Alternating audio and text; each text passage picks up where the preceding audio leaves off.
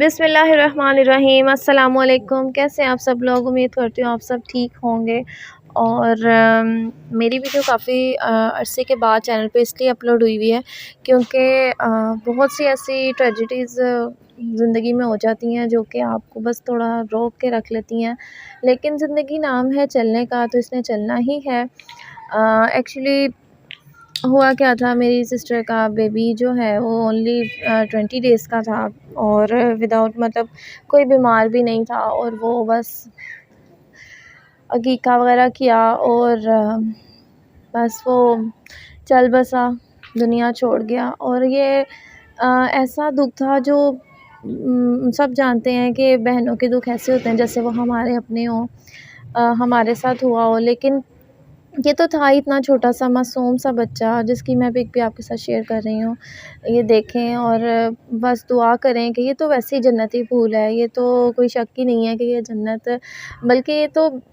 خوشخبری سمجھے ہیں کہ جی ماں باپ کو بھی جنت میں بھیجا جائے گا۔ کہتے ہیں جی بچہ ناف کے ذریعے اپنی ماں باپ کو جنت کی طرف کھینچے گا، تو یہ تو بخشش کا سامان ہے، اس کی کیا بخشش کی دعا کرنی ہے۔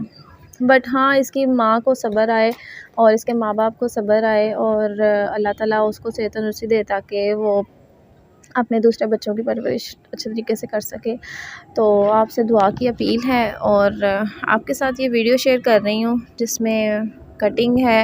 اور کچھ دراز کی چیزیں ہیں، دراز سے منگوائی تھی چیزیں، تو وہ ہیں، وہ آپ کے ساتھ شیئر کی ہیں۔ یہ چیزیں وہ ہیں جو میری ایک فرینڈ ہے جو بہنوں کی طرح ہے، اس کا چینل بھی ہے، اس کا اسکرین شاٹ میں آپ کے ساتھ شیئر یہاں کر دیتی ہوں، آپ چاہیں تو اس کا وزٹ کر کے چینل بھی واچ کر سکتے ہیں۔ وہ اکثر دراز سے چیزیں بہت زیادہ منگواتی رہتی ہیں، ان کا چینل بھی بہت اچھا ولاگنگ کا یوٹیوبر ہیں وہ، لائف ساری خلیل، تو آپ اس کو بھی جا کے لائک سبسکرائب کیجئے۔ یہاں پہ میں بڑے ایزی وے میں کٹنگ کرنا سکھائی ہے، تو امید کرتی ہوں آپ کو یہ ویڈیو اچھی لگ رہی ہوگی۔ اور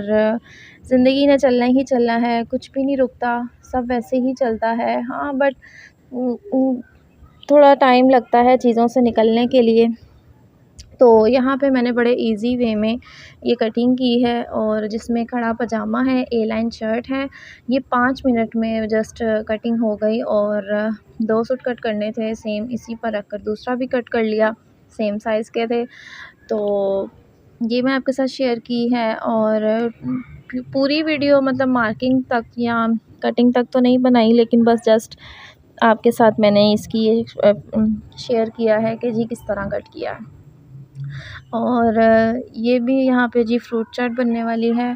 اور اس کے لیے فروٹس کو واش کر لیا گیا ہے۔ تو آپ نے مجھے دعاؤں میں ضرور یاد رکھنا ہے اور مجھ سے شیئر کرنا ہے کہ کیا کبھی کسی کے ساتھ ایسا اللہ نہ کرے کبھی ہو، اور اگر ہوا ہے تو کوئی ایسی دعا یا کوئی ایسی چیز جو صبر لانے کے لیے پڑھی جا سکے، اور چیزیں بھولتی تو نہیں ہیں، ظاہر ہے یہ صدمہ ہی کچھ ایسا ہے کہ اتنے سے بچے کی بھی اتنی سی یادیں ہیں کہ کیا کہا جا سکتا ہے۔ لیکن ہاں، میں آپ کے ساتھ ایک بات ضرور شیئر کروں گی کہ آج کل دھوپ میں بچوں کو، آپ چھوٹے بچوں کو بالکل نہیں لے کر جائیے، اور اگر لے کر جائیے تو انہیں بالکل ایسے کور رکھیں جیسے آپ انہیں نیچے کور رکھتے ہیں، کیونکہ